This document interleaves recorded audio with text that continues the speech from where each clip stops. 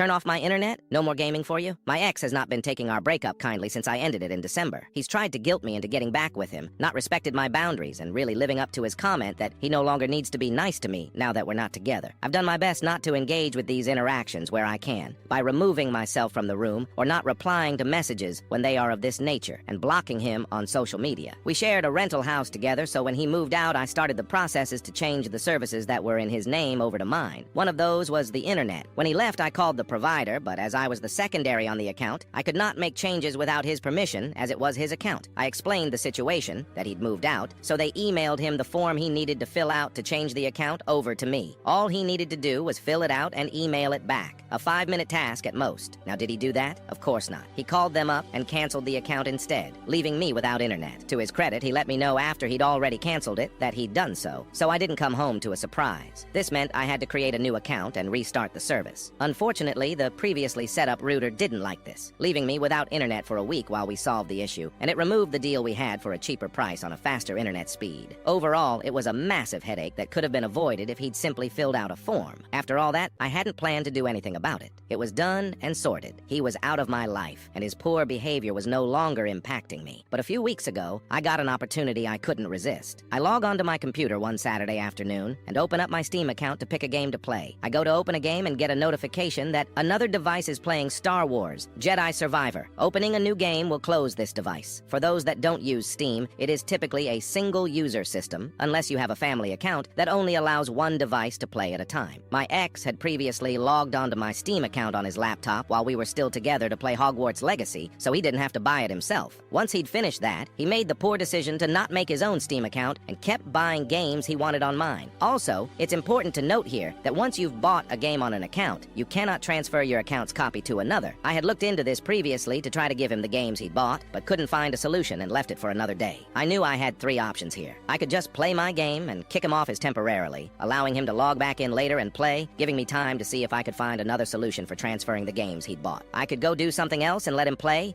I could change my password and kick him out permanently. So what did I do? I picked option 3. I kicked him out permanently mid-game with no courtesy message first. 10 minutes later, this boy has the audacity to send me a message asking for my Steam password. I did not justify him with a response. The icing on the cake? Turns out he was out at sea for work with minimal internet. So even if he created his own Steam account and bought himself the games, he would have struggled to download them.